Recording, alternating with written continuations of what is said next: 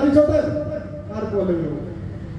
ഈ രാത്രിവേട്ട അങ്ങാടിയിലൂടെ ഒരു പശു നടന്നു പോകുമ്പോ ഒരു RSSകാരൻ പറയാണ് എന്റെ അമ്മ പോകുന്നു, ആർക്കുണ്ട് വിരോധം?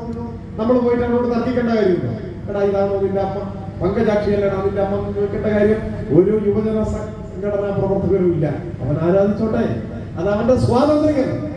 കുറച്ച് കഴിഞ്ഞപ്പോ ഒരു കാള തോന്നുന്നു. അപ്പൊ പറയുന്നു ഇതാ എന്റെ പിതാവ് പോകുന്നു, പിതാശ്രീ ആയിക്കോട്ടെ. ഒരാട് പോകുന്നു, ഇതാ എന്റെ കുഞ്ഞമ്മ ആയിക്കോട്ടെ. ഇതിനൊന്നും വിരോധമില്ല. ഇവിടെയാണ് വിരോധം. ഈ പശു ഞങ്ങളുടെ മാതാവ് മാത്രമല്ല നിങ്ങളുടെയും മാതാവാണെന്ന് പറഞ്ഞാൽ അത് പള്ളിയിൽ പോയി പറഞ്ഞാൽ മതി.